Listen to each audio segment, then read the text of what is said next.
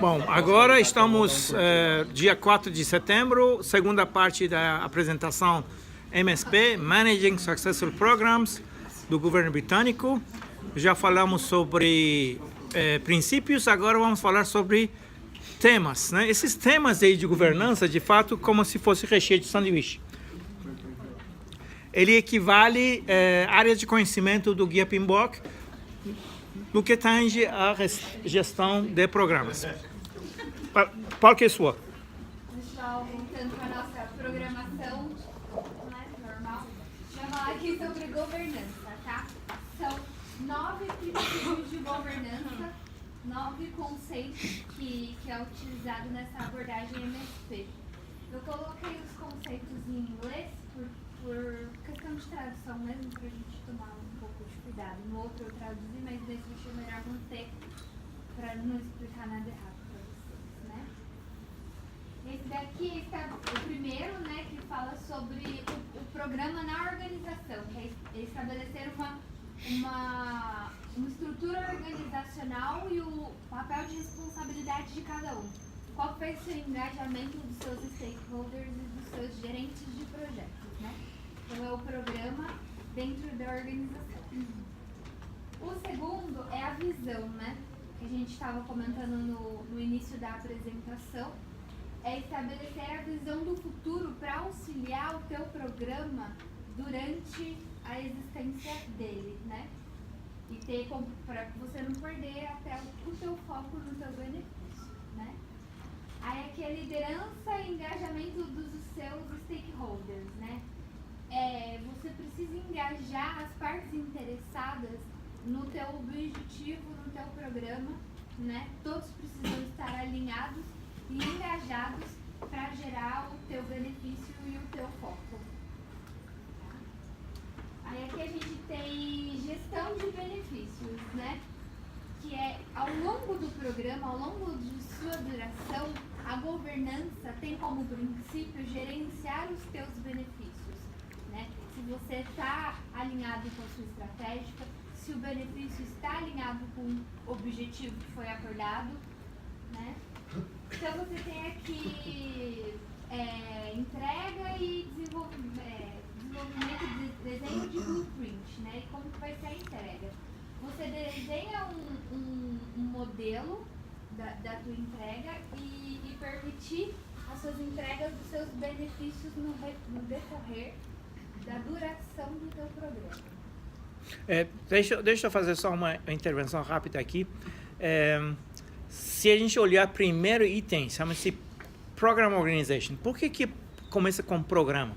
Porque a própria definição do programa do governo britânico, ele fala que programa é uma organização temporária flexível que foi criado para direcionar, monitorar uma entrega conjunto de benefícios, né, através de projetos. Esses projetos, então, dariam as capacidades, essas capacidades ajudariam a alcançar os resultados, em inglês outcome, né, que é medido em termos de benefício. Então, esse programa tem que começar com governança, né? Então, você já estabelece quem faz o quê, quem reporta a quem é responsável pela parte, digamos, de entregas, que é a capacidade, que é gerente de programa fica responsável disso, e quem é responsável pelas mudanças, porque a gente falou que é um fluxo transformacional, então a gente está fazendo mudanças na organização. Então você vai ter gerentes responsáveis para pegar essas coisas que foram feitas no programa e usar, né? Realmente realizar os benefícios. Então o gerente de programa não é responsável de realização do benefício. Eles têm um outro figura que eles chamam de gerente de mudanças, que é responsável disso. Então você vê que então é importante a gente estabelecer quem faz o quê, quem reporta para quem é, digamos, responsável de quê, num primeiro instante. Quer dizer, quando você começa o programa, você já começa com um organograma, né? E Blueprint. Blueprint aqui é o seguinte: nós falamos que o objetivo de um programa é alcançar, né, um resultado que é medido em termos de benefício. Então, blueprint é situação atual, situação futura e possíveis, né, situações intermediárias da visão. Então, você tá buscando a visão. Digamos, nós temos o ODS 2030. Nós podemos ter algumas etapas intermediárias de resultado. Eu não estou falando das entregas, eu estou falando melhorar os indicadores, né? Os indicadores que vocês querem chegar em 2030, a gente não vai pular de 2 para chegar a 82. A gente vai ter etapas intermediárias desse indicador. Então, esse blueprint também vai te dizer, né, o que é preciso que o resultado seja alcançado. Aí você faz o que a gente chama de planejamento reverso. Baseado nesse resultado que eu quero obter, quais são as capacidades necessárias e essas capacidades, quais são os projetos que vão criar essas capacidades. Até você chegar nos recursos que você precisa, aí você faz o orçamento do programa, de trás para frente. Ok? Pode continuar. Então, a gente tem como sexto ponto planejamento e controle, né? Que é planejar o blueprint, né? Planejar essa entrega e como efetuar um maior controle sobre o blueprint. Aí a sétima é o caso de negócio, né? Que é auxiliar a justificativa para a entrega do programa e seus respectivos projetos, né? Bom, aqui também cabe um esclarecimento. O business case de um programa não é simplesmente somatória do business case de cada projeto. Por quê? Você tem aspecto sinérgico. 2 mais 2 dá 5 em programa. Tá? E outra coisa que é diferente em business case é o seguinte. O primeiro business case que você faz, você não tem ainda todo o detalhamento do programa feito, né? Então, você tem que verificar se a primeira ideia, a gente chama de business case preliminar, faz sentido. Mas depois você tem que validar isso aqui. Aí, validando, duas coisas podem acontecer. O conjunto das capacidades, as entregas dos projetos, podem não gerar resultado que você quer obter, em termos de benefício. Ou seja, você tem problemas de viabilidade técnica e econômica de chegar na sua visão. Pode de duas uma, ou você muda a sua visão, ou você muda perfil dos projetos que você está fazendo, de tal forma que você possa alcançar a visão. Então, você tem que fazer várias iterações até você chegar no business case de um programa. Ao contrário de um projeto, que é mais simples você fazer business case de um projeto, um programa você tem que fazer várias iterações até você chegar no business case desejável, viável e realizável. A palavra realizável é muito importante. Realizável, que é realizar os benefícios, né? Então, o business case que vai te dizer se faz sentido o que você está colocando ou não. E vai te nortear durante todo o programa. Então, por último, a gente tem o 8 e 9, que é risco e qualidade, né? Gerenciamento de riscos e os programas dos seus respectivos projetos. E a gente também tem qualidade. Se a gente for ver por cima, a gente tem um projeto, assim, estrutura de um escritório de projetos mesmo, onde você tem organização, você tem visão, você tem stakeholders e suas lideranças, a gente tem a gestão do benefício, a gente tem as entregas, a gente tem todo o planejamento daquele blueprint do que a gente tem que entregar, os entregáveis do projeto. Entregáveis são intragáveis, nunca mais uso essa palavra. Entregas. E os casos, os riscos e as qualidades. Então a gente tem toda uma estrutura dentro da governança. Brincadeira, mas... Nunca mais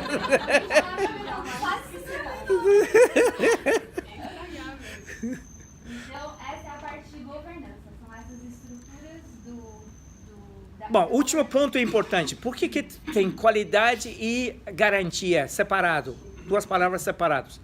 Bom, vou explicar para vocês por quê. Qualidade está muito mais orientado às capacidades que você está implementando, né? Então, você tem que garantir que essas capacidades são capazes de gerar os benefícios. A assurance aqui, a garantia, é muito mais questão de governança. Uma vez que um programa é muito grande, você tem que ter controles mais efetivos. Por isso que, então, para você gerenciar um programa, um PMO é necessário. O P de PMO aqui é Program Management Office. Então, você tem que ter isso aqui. E mesmo assim, o Assurance, ele é separado, ele é distinto desse Program Office, né?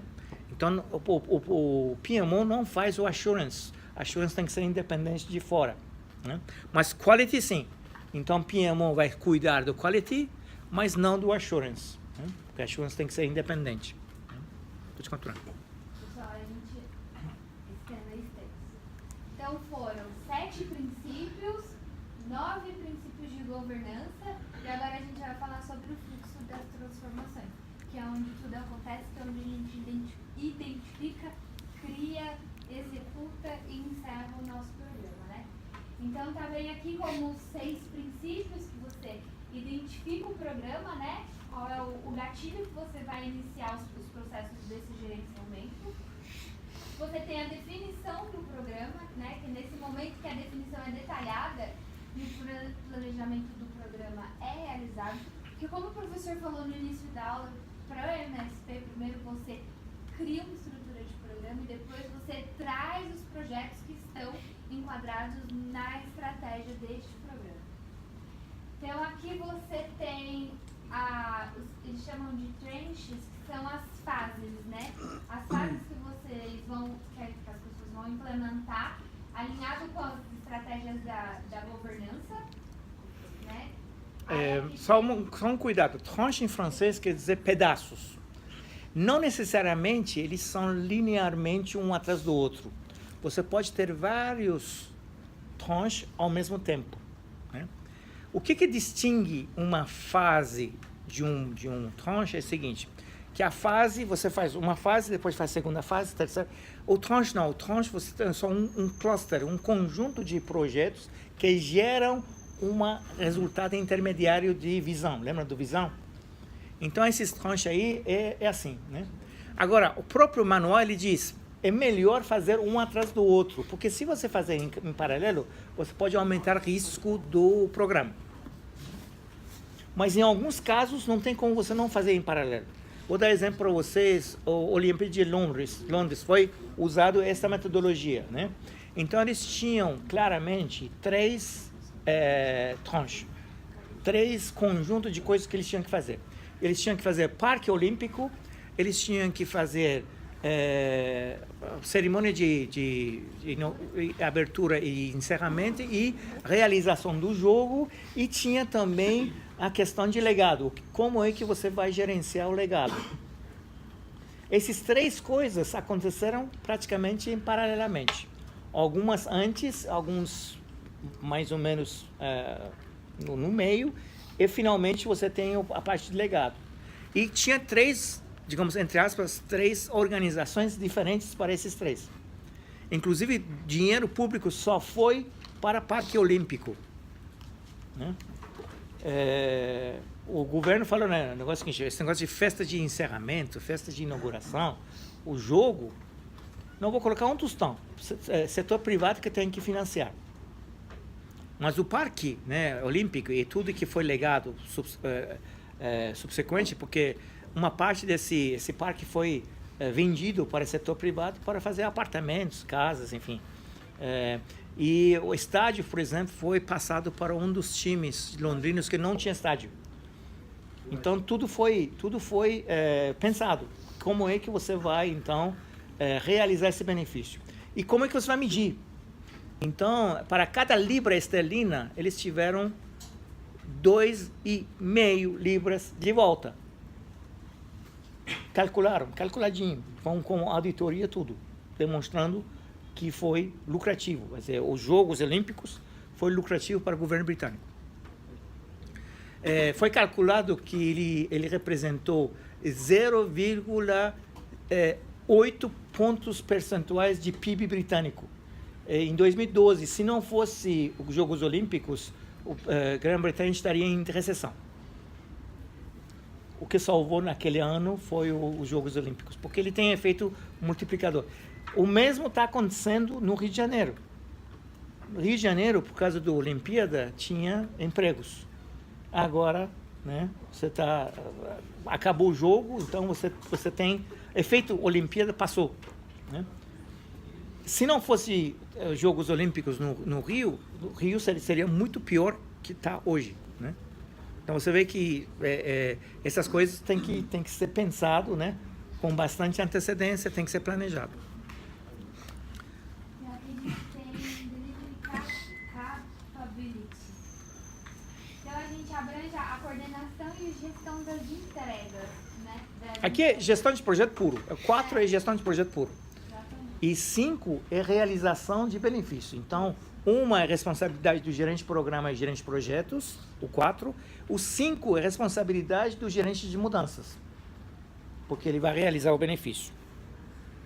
Então, o 6 é o encerramento do programa, né? Que o processo é feito após que o blueprint é entregue. Ou seja, a visão é realizada. Exato. Entregou, gerou o benefício, realizou o alinhamento lá do conhecimento, a gestão do conhecimento, entregou, e esse é o fluxo das transformações. Aí aqui eu preparei na internet o fluxo como ele realmente é, né? Que aqui você identifica, define, aí aqui tem as frentes, que são as fases dele, e aqui você entrega, realiza entrega, realiza o benefício, segunda frente, entrega, realiza o benefício, e o 3 é a mesma coisa. Então você vê que a camada de baixo é gestão de projetos. Exatamente. Agora, oficialmente o programa somente começa quando é aprovado o primeiro autorização de definição. Aqui. Ele nasce aqui. Então, toda atividade identificar é pré-programa.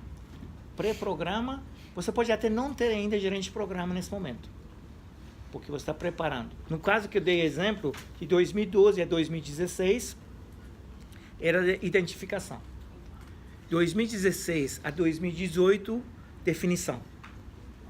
2018 a 2023, né? Então aí você tem a entrega das capacidades. No caso aí desse programa que estou indo, tem 2 regiões de irrigação e 3 estradas que eles estão construindo, e ainda transferência de tecnologia, combate à desertificação, enfim, tem uma série de outros projetos que são correlatos, que acontecem nesses 5 anos.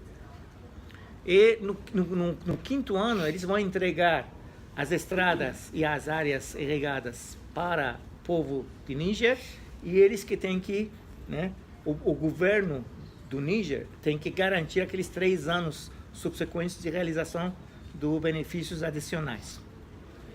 Então, pessoal, Você vê que aí, ó, tem aqueles, você tem aquele pedacinho que está indo mais para frente, tá vendo aí? Ó? aqui, ó. Ou seja, benefício de um programa pode perdurar depois que o último projeto do programa terminou, certo? Então você tem o que a gente chama de benefício remanescente. Então aqui você tem o pré, a definição, que vai para a organização, aqui você tem as suas entregas, as suas fases, e aqui você tem o encerramento. Esse restinho aqui. Remanescente. Então o que vem depois? É, Vai. No caso aí do Níger é 3 anos, né? A partir do momento que eles encerram, tem ainda mais 3 anos de realização de benefícios que vem depois. Onde eles vão gastar 12 milhões de dólares, só essa parte aqui. O projeto é 440 milhões, 12 milhões é gasto na monitoramento e realização avaliação dos benefícios remanescentes. então, pessoal, esses são os princípios do MSP. Os 3 princípios. Princípios, governança, conceitos. Os 3 conceitos. Princípios, 3 componentes, digamos, do modelo. Princípios, governança e fluxo das transformações, que é como tudo vai acontecer após implementar tudo isso. E agora, a Paty vai explicar pra gente realização de benefícios, que é o FOS. Bom, gente, dando continuidade, como a Bruna já falou, eu vou me aprofundar um pouquinho na parte de realização de benefícios. Como a gente comentou, isso na verdade é o foco do MSP. Esse processo, na verdade, de realização de benefícios, ele está contido nesse fluxo das transformações, como a Bruna falou antes. Ele incorpora tanto o planejamento como a gestão da transição para as novas formas de trabalho, também a realização dos resultados. Aqui a gente tem um modelinho, uma visão geral desse processo, com as entradas mínimas, os principais controles, as saídas, os papéis principais e as 3 atividades fundamentais ali. Então a gente tem gerenciar a pré-transição, a transição e a pós-transição. Então guarda isso que a gente vai ver depois no próximo slide. Como entrada, as entradas mínimas, a gente tem informação sobre o gerenciamento da linha de base, né, do baseline, informação do baseline de governança, as entregas, né, que eu também chamo de outputs, de delivery capability, que é o que a Bruna falou antes. Os controles principais, a gente tem o comitê de monitoramento do programa, a realização de benefícios, os perfis e os planos, revisões de auditoria, monitoramento da performance do business também. Como papéis principais, a gente tem o Senior Responsible Owner, na verdade é como se fosse o executivo que é o dono do programa, que é o responsável. Os diversos comitês, né, o comitê do programa, o gerente do programa, o Business Change Manager, que até o professor comentou que é quem realmente é responsável por esse processo de gerenciar e de realizing benefits. E as saídas, a gente tem o baseline de management, que a gente viu lá no começo atualizado, né, com todas as mudanças que ocorreram, a transição preparada e completa, esses benefícios mensurados e registrados em relatórios, relatórios de performance, revisão desses benefícios, entre outras coisas. Então aqui é um esquema também para entender mais ou menos isso. Então pensando assim, a primeira coisa que acontece ali, ainda na fase de pré-transição, é mensurar mesmo esse baseline. Então, Ou seja, você planeja e chega a um baseline para benefícios. Isso. Aqui a gente não está falando de projetos, a gente está falando aí de de benefícios, do retorno. Isso, exatamente, acontece ainda na fase de planejamento. E ao mesmo tempo que você está planejando o seu projeto. Né? Isso. E é onde a gente vai definir como a gente chega, de onde a organização está nesse momento, como a gente faz para chegar onde a gente quer estar no futuro. E aí agora, bem simples aqui, voltando para a parte de gerenciamento de projeto, de entregar capabilities. Por exemplo, tivemos um projeto e uma entrega. Aqui, na verdade, da entrega ele vai passar por um Facilitador. recebido por um facilitador. Enabler. Para assumir em suas operações. Vamos dar um exemplo, fica mais fácil. Digamos que fizemos a perímetro de irrigação e passamos isso aqui para pequenos agricultores. Só que esses pequenos agricultores somente podem usar aquele equipamento se tecnologia também for transferida para eles. Então esse enabler que está lá, nada mais é que treinamento que eles vão receber para usar a parte de irrigação que foi montada. Sem esse enabler, aquele equipamento de irrigação serve para nada. Ninguém sabe usar, ele vai ficar lá caduco. Certo? Pode continuar. Exato. Então aqui, com isso a gente vai ter uma mudança. Esse item 4 aqui é o resultado a nível operacional mesmo, como aquilo vai ser implementado nas operações. E a gente tem o Business Change Management, que é feito durante todo o processo, e é o gerente de mudanças que é responsável por tudo isso, gerando um resultado.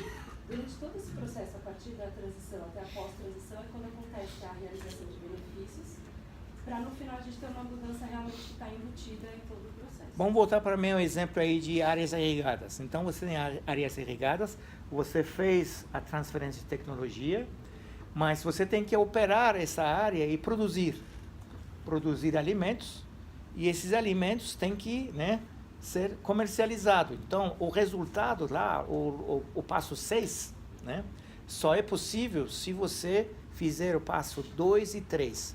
2, que é a área irrigada equipada. 3, é transferência de tecnologia. 4, você já fez a transição para quem está operando. E você tem provavelmente o Ministério da Agricultura ou o Ministério da Ciência e Tecnologia que vai manter essa tecnologia que foi transferida para esses agricultores, né?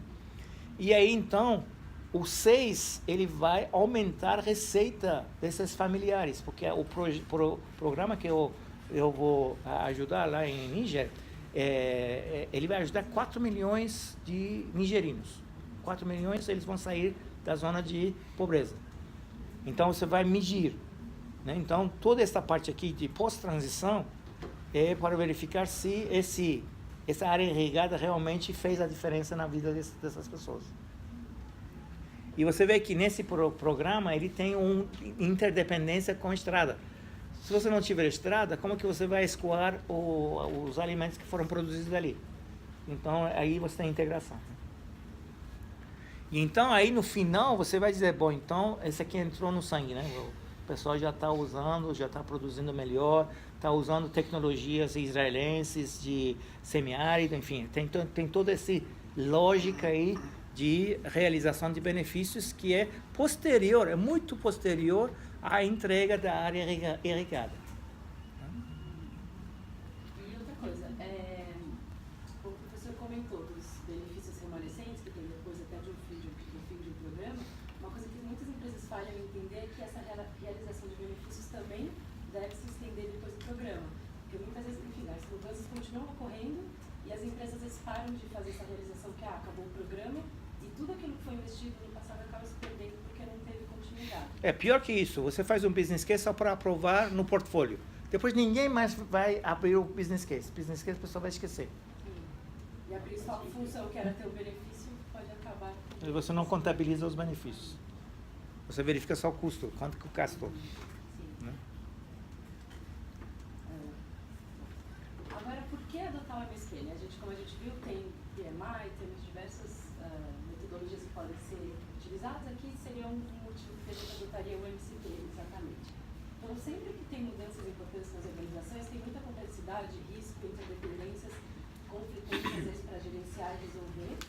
E a experiência e a observação de como as organizações lidam com isso tem mostrado que muitas vezes elas falham em promover mudanças com sucesso por alguns motivos que a gente listou aqui.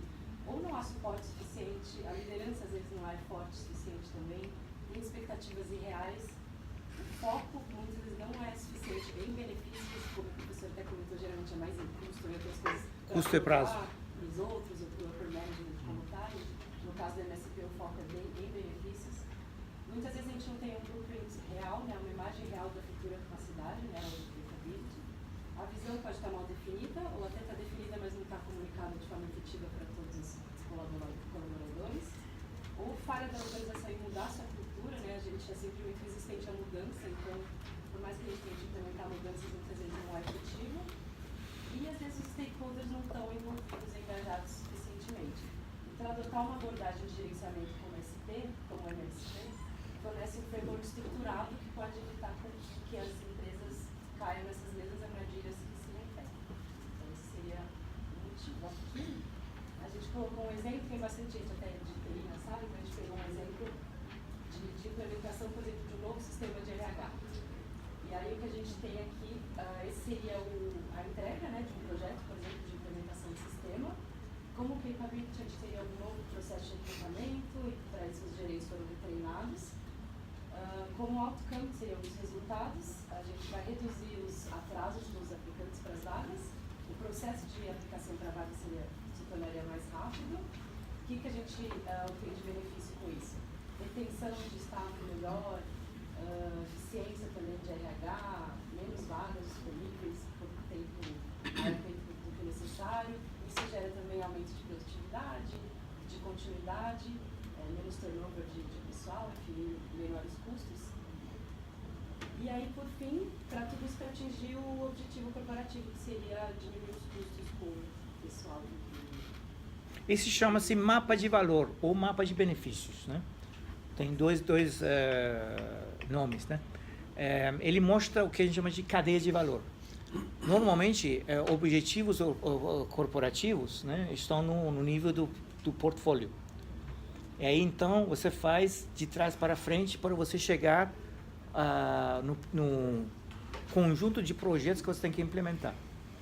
Né? Então, você pode ir de direita para a esquerda para você chegar nos projetos que você tem que lançar, ou de esquerda para a direita para verificar se os projetos vão gerar o resultado almejado. Então, você pode fazer os dois idas e voltas. E o que você tem no meio, que a gente chama de benefícios intermediários. Benefícios intermediários, todos têm que ser mensuráveis. para garantir que essa cadeia vai gerar aquele redução de custo de pessoal que está nesse exemplo. No livro ele tem um exemplo do próprio Olimpíada de Londres. Como é que então o parque, o transporte, a segurança, não sei o que, vai gerar o valor para cidadão. Né? Então esse aqui é bem tranquilo. Né? E aí aqui só para concluir, na verdade, que mesmo um programa bem elaborado, bem produzido, se ele não levar em consideração também as necessidades de transformação, não só criar o programa pensando no que você quer obter, mas entender que a organização vai ter que mudar para que seja atendido, muitas vezes pode ser tão prejudicial quanto um programa que seja mal planejado e mal executado. E todas as etapas do MSP foram elaboradas de forma a ampliar o sucesso do programa. Esse sucesso está intimamente relacionado à identificação e definição do programa e benefícios, que é o que a gente faz lá no planejamento, que a Virginia comentou. E nessas diversas etapas são identificados esses benefícios e os valores da organização, que são importantes para transformá-la hoje, né, na organização que a gente quer ter lá no futuro. E essa abordagem britânica para gerenciamento de projetos e programas, ela fornece uma estrutura com foco nos benefícios, como a gente já comentou, e através da qual o projeto ou programa pode ser acompanhado e realizado de fato. E na atual conjuntura, as empresas não podem se dar o luxo de ter projetos mal concebidos e programas mal concebidos que não tragam aqueles benefícios que ela quer atingir. Aqui são assuntos que a gente utilizou. E é isso, obrigada. Bom, esse grupo está muito de parabéns. Realmente vocês foram capazes de trazer a ideia do Axelos para nós aqui, do modelo britânico.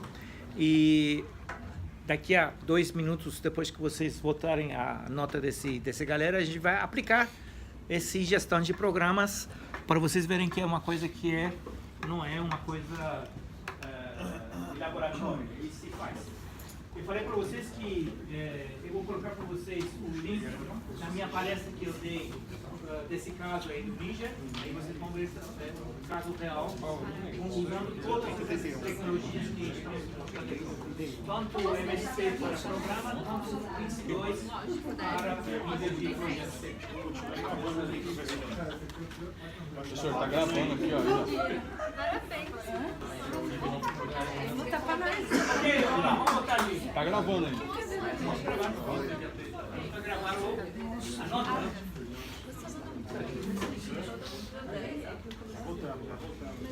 Eu não quero ver um 8. Mais um 10.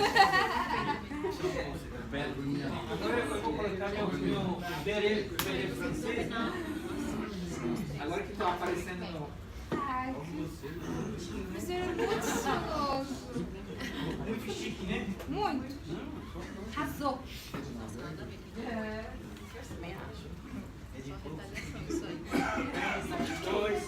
Somos 27 pessoas. Só falta mais 3 pessoas. Vai, 3,10 aí, gente. Quero saber do assunto, tá louco? Não, 3,10.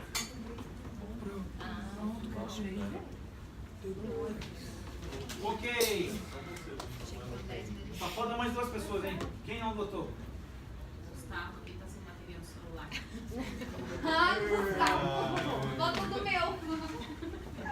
Pode? Acabou a bateria aqui. Acabou a bateria? Então fechou, né? Vamos considerar aqui. Fechou. E agora... Pessoal, esse canvas de programa foi baseado no MSP. Então a gente vai agora aplicar o que a gente aprendeu. Né? No real a gente vai fazer definição do... De fato a gente vai identificar o programa. Porque esse aqui é muito pequeno para caber a definição, que é um programa bem detalhado. Só para vocês terem uma ideia, o Olimpíada de Londres, eles demoraram 1 ano inteiro para planejar o programa. Então não é uma coisa que você faz em 2 horas. Pode começar com isso aqui. Podem vir aí, os gerentes de projeto podem vir aqui para pegar os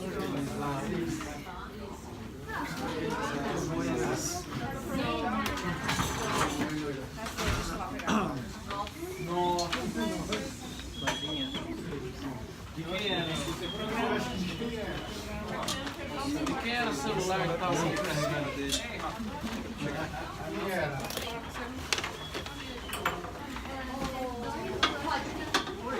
Tá faltando 2 aqui, tá faltando 2 aqui.